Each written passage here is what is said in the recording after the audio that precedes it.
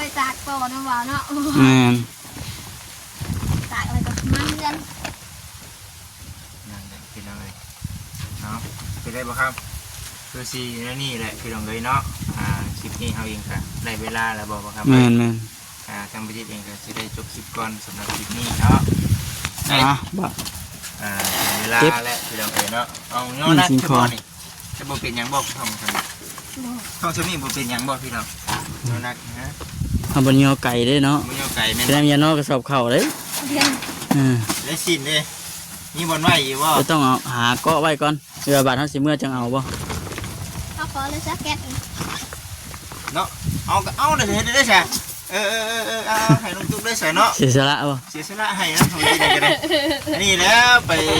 ไก่เครื่องไก่ทองเนาะจักบอลแล้วเนี่ยแต่ละบอลเคยมี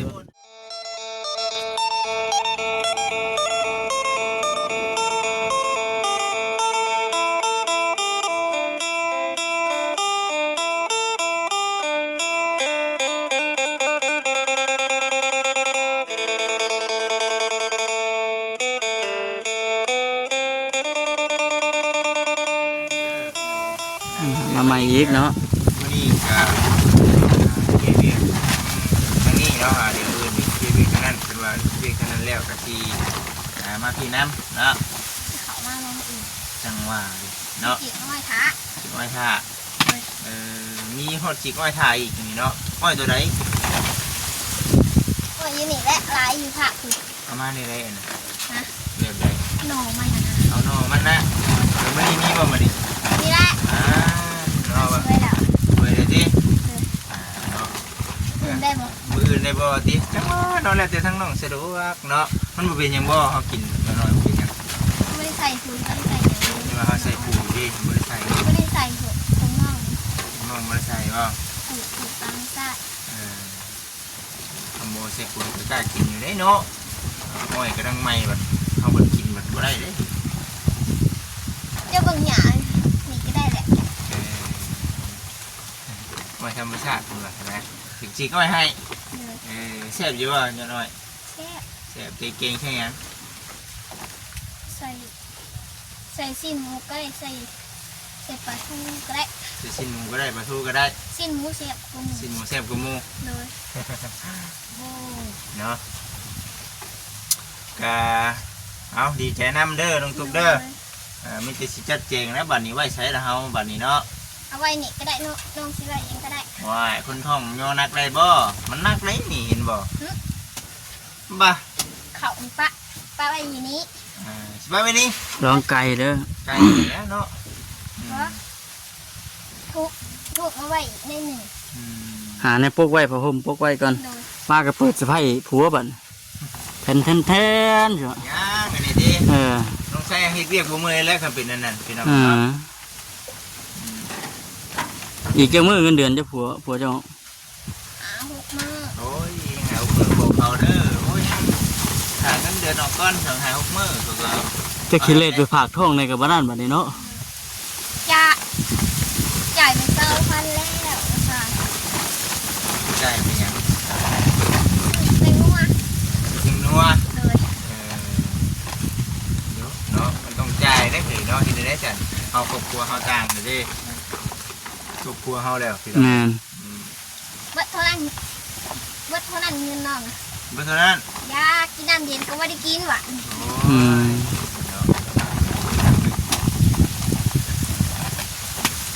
เราก็เลยตอบบอกมอมี่ได้เหมือน9,000ก็เอานะน้องก็เลยคิดต้นเพื่อนน้องก็เลยเอาหายเงินมาให้เนี่ยให้ดิให้นี่คือว่าขาเป็นงัวขาเป็นงัวนะอีต้นเพิ่นบ่อีต้นของร้านนะอีต้นไม่ฆ่าบ่คนแถวบ้านนี่เพิ่นมาเจ้าหายหยาให้น้องบะนี่เป็นงัวเพิ่นกินเบิดแล้วก็ไปแดกเพิ่นเบิดเจ้าขยะเดี๋ยวใจขยะก่อน3,000บะนี่แหละน้องเขาเพิ่นว่าไปซื้อยังเป็นงัวซะก่อนเพิ่นทางนั้นแล้วบาท เจ้าของหยาได้ไปซื้อเป็นนวล เลย บ่แม่นเจ้าบ่เบิดเป็นนวลนะ พ่อแม่เป็นเจ้าของหยา โอ้ น้องก็ว่าคือกันนั่นแหละ เนาะเอาไปเอามาโอ้ยอีดอกเพิ่นมีอีดอกมีกูเฮาอีดอกกันนะ เฮ้ยเด้ เจ้าต้องคิดใส่ตัวเองก่อน มันเป็นยังไงเพิ่นน่ะ เพิ่นอยู่เพื่อนหลังเก่าลุงอายเด้ก็นั่นแหละ เพื่อนหลังเก่าของไผ ของลุงอา ของลุงอา เออ ไผลุงอา เพิ่นก็บ่มีคือกันนั่นน่ะจ้ะ เลย คือว่าเพิ่นนำ เพิ่นแน่ตัวแน่ติอืม เอามันนี่ก็ได้ทั้งบุญเพิ่นว่าได้มื้อนี้เพิ่นมาเยี่ยมมัน มันมาหนึ่งหน้าไม่ใช่ มาดินน้ำมาเยี่ยมมายามหันแล้วเนาะต้องมาเยี่ยมน้ำ เมื่อวานนี่ต้องจับเครื่องอะไรเครื่อง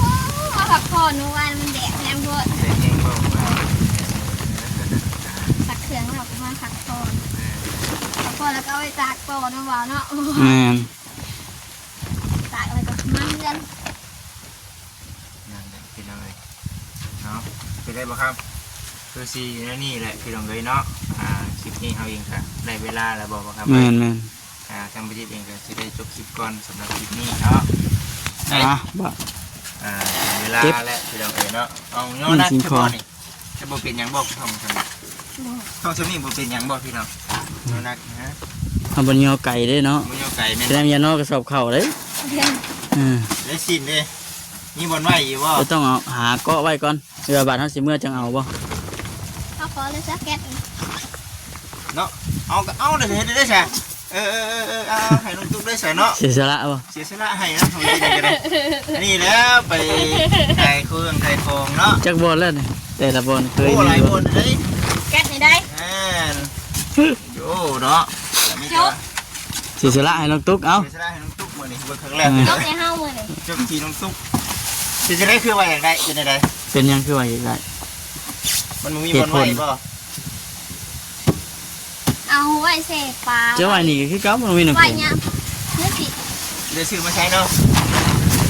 น้ำแข็งไม่ทำใช้ได้พอดี เอาเอาให้น้องตุ๊กเพิ่นจะพี่เราเลยเนาะกันไปน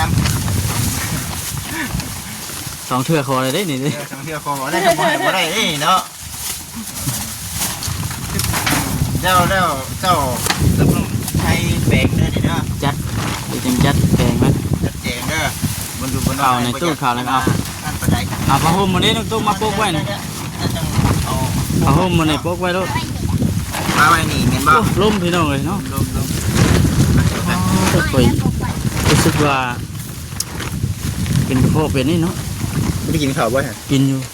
จะ2-3 มื้อที่ผ่านมามันกระเพาะขึ้น เ มันเป็นแบบยืดเนาะนนขึ้นมา เราอยู่เขาได้เมื่อวาน โมเมนยังไม่ได้หิวปานใดแต่ว่ามันขึ้น เอาได้กดเทื่อหนึงแล้วมัน แม่ นั่นได้เขาต้องพยายาม ไปหาปลาดีกว่า ปั๊บไปพกไว้แล้วว่าเขานะปั๊บไป นี่เพิ่นนำติเพิ่นน่ะก็บ่มีน้ำกินคือกันบ่เท่านั้นก็เลย แบ่งปันจริง ปลากิน อืม เออ เพิ่นแน่ตัวแน่ พวกว่านี่ฮะเอาเก็ดน้ำนี่น้องตุ๊กพวกขามันน่ะก็เลยมันติ้ว เอาเอ้ย นี่ก็ได้นี่ มาเต็งนี่อันนี้ มันเจ็บแน่ นี่เอาขึ้นไปเต็ง เต็งให้มันเจ็บนะ อัดในหูนั่น เออ ต้องทาน แม่นอัดในเจ็บเจือ ป้ายไปนี่ จะสีประมาณนี้แหละพี่น้องเอ้ยเนาะนี่ก็ได้ รถจิตเพื่อนเฮาเก็บ จบบริบูรณ์ที่น้องตุ๊ก บริบูรณ์ เต็มเบิดพี่น้อยเนาะจนมุ้ยฮอดบนอยู่ดิ ได้มอบเครื่องมอบของให้กับทางน้องเพิ่นแล้ว แม่นเนาะอันนั้นก็ขอบุญขอบคุณหลายๆเด้อทางผู้หลักผู้ใหญ่ผู้เจียเพิ่นชดช่วยน้องตุ๊กน้องชัยตุดสงสารเพิ่นก็ได้เนาะ เอานำไปให้ป้าเพิ่นแล้วเนาะ แม่น ไปซะเด้อพี่น้องเด้อ นี่พี่น้องนี่เนาะขี้ขยะที่ว่าธรรมคำเพิ่นธรรมคำแนะนำเพิ่นนั่นมื้อก่อนเพิ่นก็เก็บมาจูดอะไรหยังเลยนี่เริ่มเกลียงเริ่มก่อยไปแล้วบอกสอนไปเทื่อเล็กเทื่อน้อย FC เพิ่นก็ยังคอมเมนต์เข้ามาอยู่ว่าแนะนำทั้งน้องๆเพิ่นเด้อแนวใดตัวที่ว่ามันดีคำเว้าตัวใดมันดีก็แนะนำแน่ว่าซั่น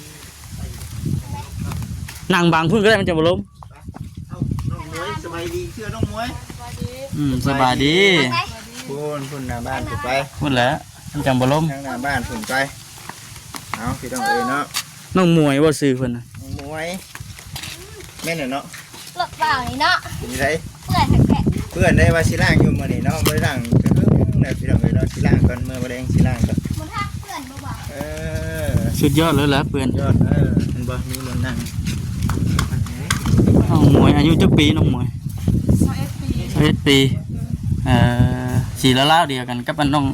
ไล่บ่น้องไล่เท่าไหร่ซะ ภาษาอีบ่ ประมาณกัน2-3 ปี โอ้ ห่างกันประมาณ2-3 ปีเนาะ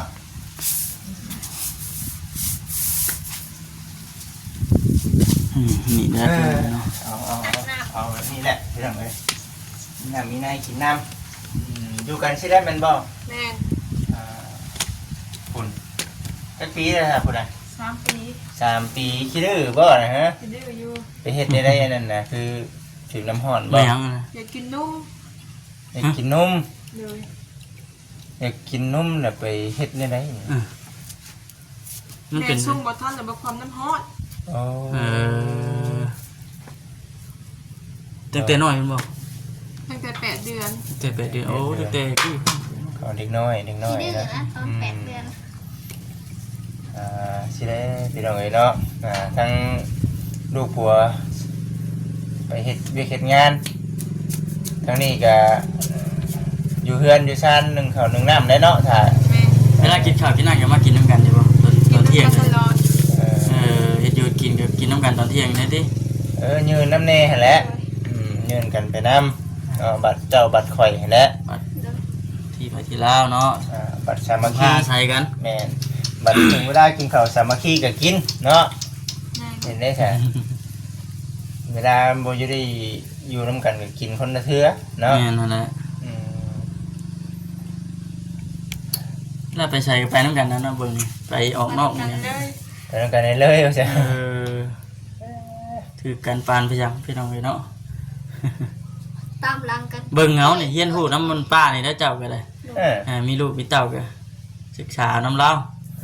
เป็นอะไรก็ ออกนอกกันตามหลังเพิ่นแล้วน้อง ตามหลังเพิ่น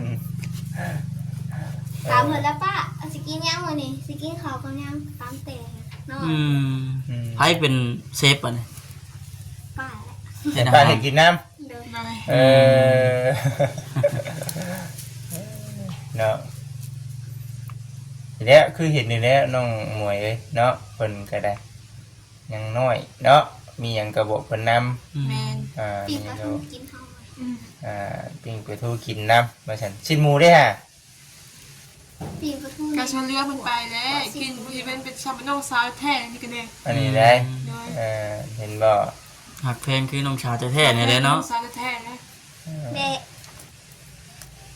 เพื่อถ้วยหนึ่งมือนะฮะ3-4 คนกินเนาะ กินน้ำกันติ กินน้ำกันตลอด อยากยุ่งเลยกะ ม สุดไหนซื้อกินอีกหน่อยเนาะ ดีแล้วฉันเนาะในเมื่อทั้งป้าเนาะกับทั้งอา แม่ ต้องกันเนาะทั้งอีฟซีเฮาก็คือว่าแหละพี่น้องเห็นใจแล้วเห็นได้ฉันน้องตุ๊กก็อาศัยผู้อยู่ใกล้เห็นแล้วเนาะอาศัยผู้อยู่ใกล้ แดงกันกินมีหยัง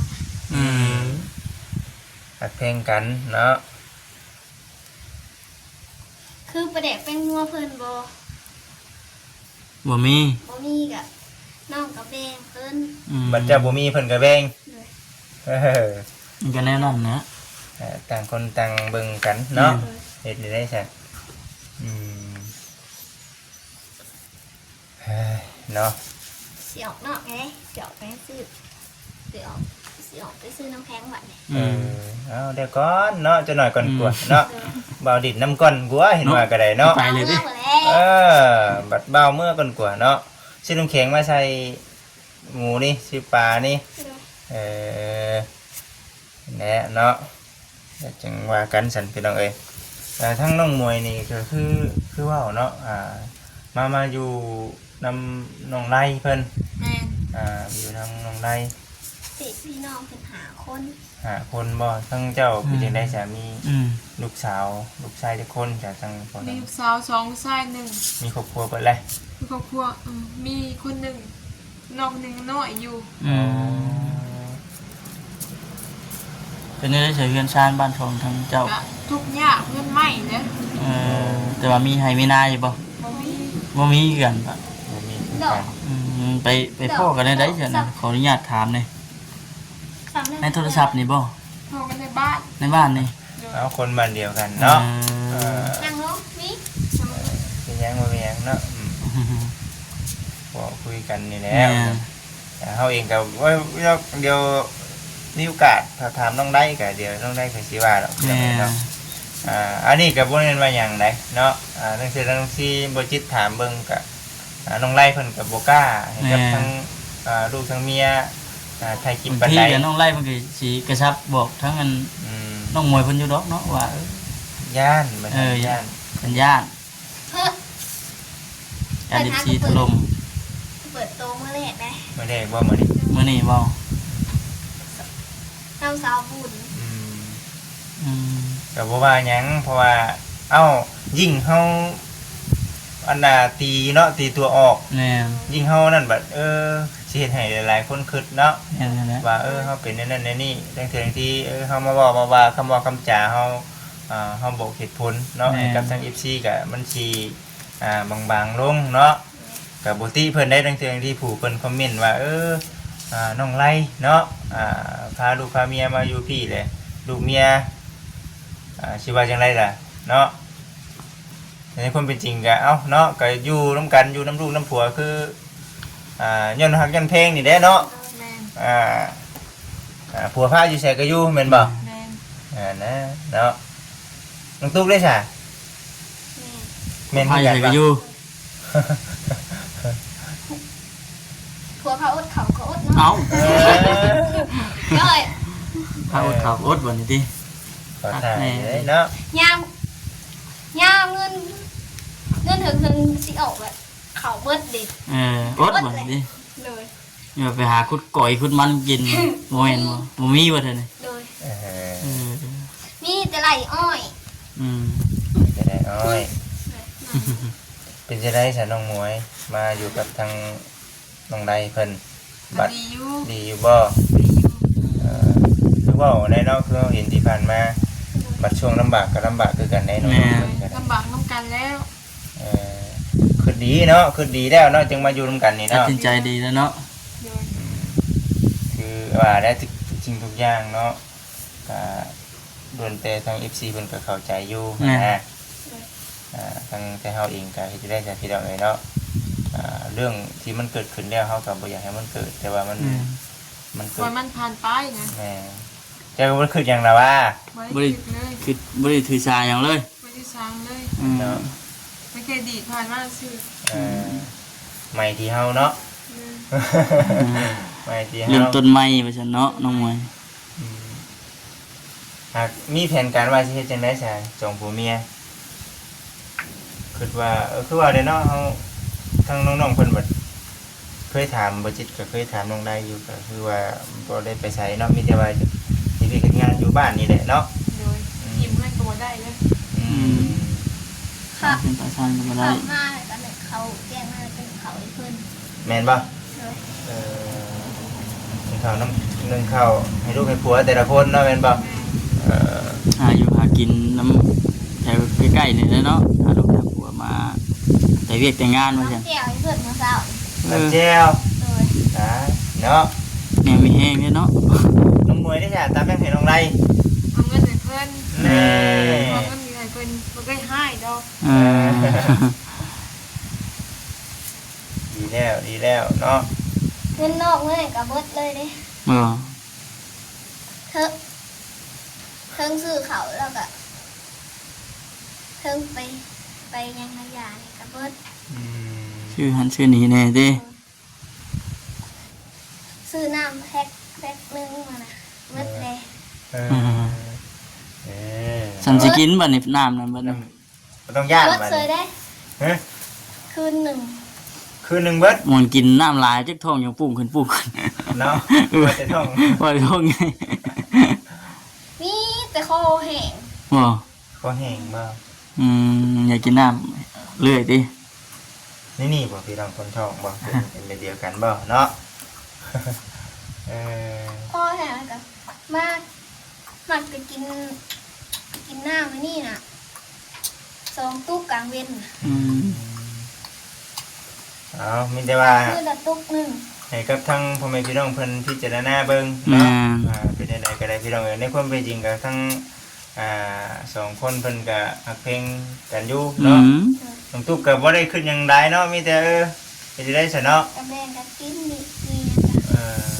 ฮักเพลงกันอยู่ เพลงคือเอ้ยคือน้องนี่แหละเนาะอยู่ร่วมกัน นอนเลย อันนี้ก็คือว่าแหละพี่น้องเอ้ยต่างคนมันต่างมีอดีตคือว่านี่แหละขออนุญาตนำคือทั้งพ่อได้เสียเพิ่นอยู่ไส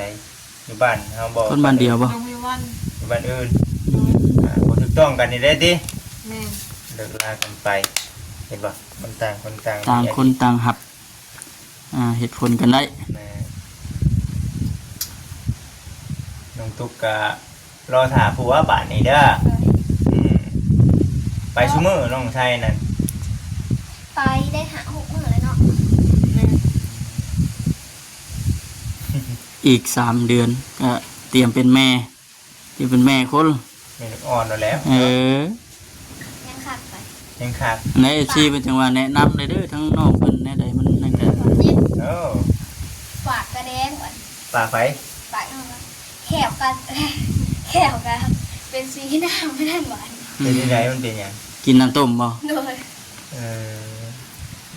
มันจะมาพี่แล้วเนาะ อืม มีได้สัน ถ้าออกกรรมออกไฟไปแล้วบัดนี้ ถ้าอยู่กับอยู่ไฟมันเป็นในนั่นได้เนาะ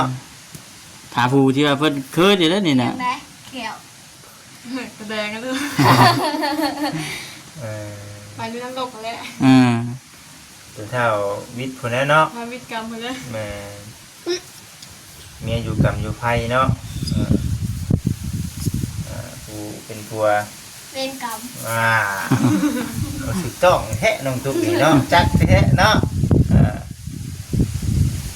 สิแลพี่น้องเอ้ยเนาะแต่ละมื้ออันในเรื่องมะเร็งนี่ถ้าหากว่าเอ้าบ่ได้เอาเครื่องของมาให้นี่สิพากันไปหาหยังล่ะป่ะ อันกินหยังบัด ต้มน้ำไหม้ ต้มน้ำไหม อืม นี่เด้อเนาะไหม้ติ เมนูหลักๆเลยคือหน่อไม้ ไม่เนาะต่อไปเนาะ